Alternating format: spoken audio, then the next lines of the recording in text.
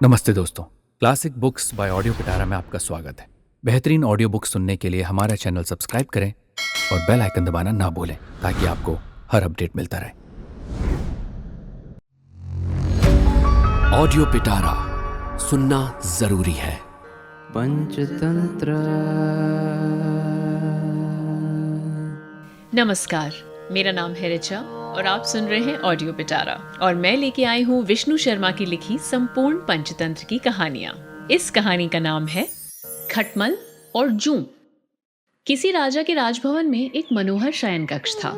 वहाँ बहुत साफ कपड़ों में मंद विसर्पिणी नाम की सफेद जूं चिलरी रहती थी। वो उस राजा का खून पीती हुई सुख से समय बिताती थी।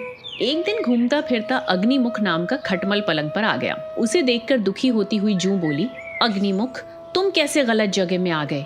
इससे पहले किसी को तुम्हारा पता चले, उसके पहले ही तुम जल्दी यहाँ से भाग जाओ। वो बोला, भगवती, घर में आए हुए दुष्ट से भी कोई ऐसा नहीं कहता। कहा भी है, यहाँ आओ, ये सुंदर आसन है। बहुत दिनों में दिखाई दिए, कहाँ थे, क्या हाल है? तुम बहुत कमजोर हो गए हो, कुशल तो हो? हम तुम्हारे दर्शन से खुश हुए। नीच के मिलने पर भी सत्पुरुष ऐसी बातें कहते हैं। स्मृतिकारों ने गृहस्थी वाले लोगों को स्वर्ग देने वाला ये कर्म कहा है। मैंने विभिन्न मनुष्यों का अनेक प्रकार का खून पिया है। उनमें आहार दोष के कारण कड़वा, तीखा, कसैला तथा खट्टा स्वाद पाया, परंतु मैंने कभी मीठे खून का स्वाद नहीं लिया है। इसलिए यदि तुम पसंद करो तो मैं इस राजा के शरीर का मीठा खून पीकर जीभ की प्यास मिटाऊं। कहा भी है, कंगाल और राजा दोनों की जीभ की प्यास को समान कहा गया है।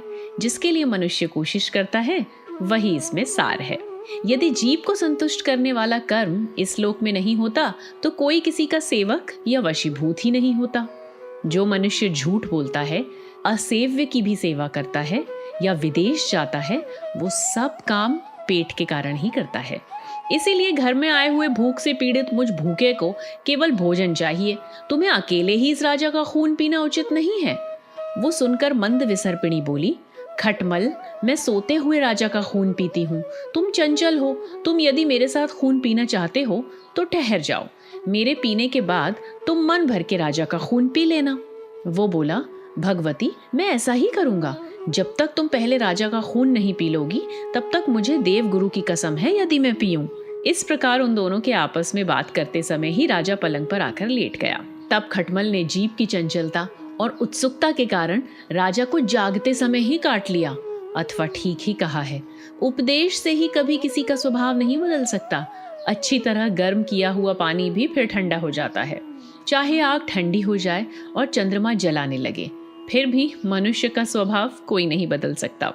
तब डंक के अगले भाग के चुभने के कारण राजा व्याकुल होकर पलंग छोड़कर उठ बैठा और बोला, अहो, देखो तो इस चादर में खटमलियां जूं जरूर है जिसने मुझे काटा है। तब जो सेवक वहां उपस्थित थे वे तुरंत चादर को ध्यान से देखने लगे। तब खटमल तो जल्दी से पलंग के अंदर घुस गया, परंतु चादर की सलवट में बैठी बेचारी मंद सर्पिणी उन्हें दिखाई दे गई, जिसे उन्होंने मार डाला। इसीलिए मैं कहता हूँ, जिसका शील स्वभाव नहीं पता हो उसे आश्रय नहीं देना चाहिए। ऐसा समझकर आपको इसे मारना ही उचित है, नहीं तो यह आपको मार डालेगा। कहा भी है, जो अंतरंग लोगों को त्याग देता है और बाहरी लोगों को अंतरंग मान लेता है वो कुकुद्रुम राजा की तरह मरता है। पिंगलक बोला, ये कैसे? वो कहने लगा, 10वीं कहानी, रंगा सियार। पंचतंत्र।